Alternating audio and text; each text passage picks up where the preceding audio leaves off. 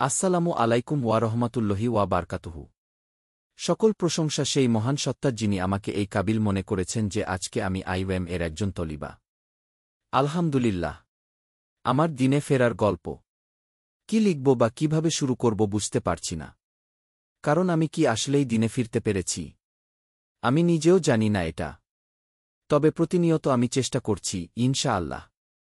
আল্লাহ তৌফিক দিচ্ছেন, আলহামদুলিল্লাহ। আমার শুরুর জীবনের কথাগুলো মনে করলে খুব ভয় লাগে, কষ্ট লাগে, এতটা লজ্জা লাগে আমার। আল্লাহ মাফ করুক আমাকে। আমার গল্পের শুরুটা হয় কিছু স্বপ্ন দেখার মাধ্যমে। আর এই স্বপ্নগুলো আমি বারবার দেখতাম। কিন্তু তখনও বুঝেই উঠতে পারিনি যে আল্লাহ আমাকে কিছু বুঝাতে চাচ্ছেন। সুবহানাল্লাহি ওয়া বিহামদিহি। আমার একদিনই আন্টি ছিলেন যিনি আমাকে দাওয়াত দিতেন, কিন্তু আমি খুব বিরক্ত হতাম। তাও আল্লাহ সেই আন্টির মাধ্যমে আমাকে অনেক কিছু জানাতেন। আল্লাহু আকবার। 2020 সাল ছিল আমার জীবনের সুন্দর এক সময়, আল্লাহর দেয়া সকল নেয়ামতের মধ্যে একটি।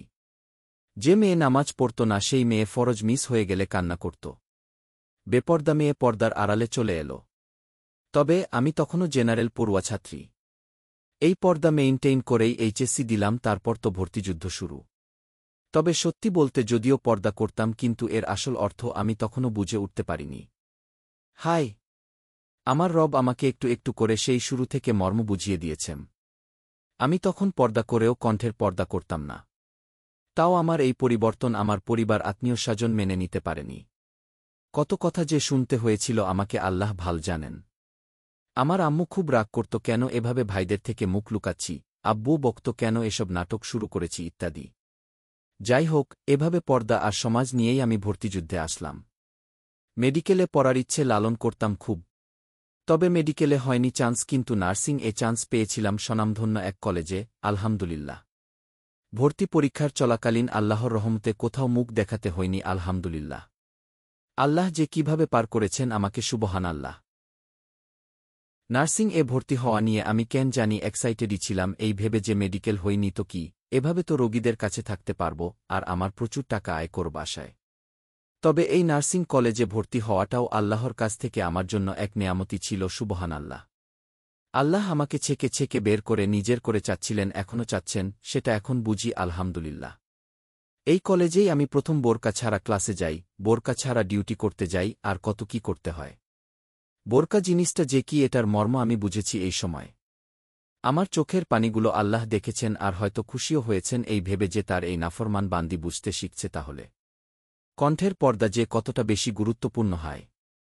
আমার রব এই ক্লাস আর ডিউটিগুলোর মাধ্যমে সেটাও বুঝিয়েছেন আমাকে, আলহামদুলিল্লাহি রব্বিল আলামিন। এই কলেজের একটা দিক ভালো ছিল, সেটা হচ্ছে আল্লাহ আমাকে আবারও দিনী পরিবেশ দিয়েছিলেন হোস্টেলের ভিতরে। এক ঝাঁক দিনী বোন।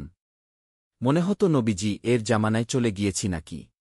আমার রব আমাকে কখনো একা ছাড়েননি আসলে। নামাজের রুমটা ছিল আমার আর আমার রবের কথা বলার এক জায়গা, সুবহানাল্লাহ। কত গভীর রাত যে এখানে কেটেছে আমার রবের সন্ধানে আমার রব জানেন। তারপর আসলো এক বরকতময় রমবাদান আমার জীবনের। সুবহানাল্লাহি ওয়া বিহামদিহি আদাদা খালুকবিহি, ওয়া রিদা নাফসিহি, ওয়া জিনাতা আরশিহি, ওয়া মিদাদা কালিমাতিহি। আমি কিভাবে ব্যাখ্যা করব জানি না। আল্লাহ আমাকে বুঝালেন আমাকে তার সামনে দাঁড়াতে হবে একদিন। হায়, এই বুঝটা যে কি দরকার ছিল, আল্লাহু আকবর। আমাকে আমার রবের সামনে দাঁড়াতে হবে। জবাব দিতে হবে আমার প্রত্যেকটা কাজের। আলহামদুলিল্লাহ। আজকে আমাকে ইলমের সাগরে ডুব দেওয়ার তৌফিক দিলেন। যেটা আমার জন্য জানা ফরজ, সেই ইলম হাসিলের সর্বোত্তম ব্যবস্থা করে দিলেন আইওএম এর মাধ্যমে। আজকে আমাকে আমার আব্বু আম্মু আর আমার স্বামীর সাদকায়ে জারিয়া হওয়ার তৌফিক দিলেন। আজকে আমার আম্মু আমার সাথে ক্লাস করে, আমি আব্বুকে দুয়া শিখাচ্ছি, নিজে শিখছি, আমল করার চেষ্টা করছি, সব আমার রবের জন্য। আলহামদুলিল্লাহি রব্বিল আলামিন। আমার জন্য দুয়া করবেন যাতে আমি শেষ নিঃশ্বাস দিনের উপর থেকেই নিতে পারি। আমি যেন গাফেল না হয়ে যাই, সবসময় আল্লাহকে স্মরণ করে চলতে পারি। অনেক দোয়া চাই। একটা কথা বলেই শেষ করতে চাই যে আমাদেরকে আমাদের রবের থেকে বেশি ভালো আর কেউ বাসে না, সেই রবেই উত্তম অভিভাবক আমাদের, আলহামদুলিল্লাহ। আল্লাহ আমাদেরকে তার জিকিরে লিপ্ত থাকার তৌফিক দিক, আমাদেরকে মাফ করে তার প্রিয় হওয়ার তৌফিক দিক, আমিন ইয়া রব্বুল আলামিন।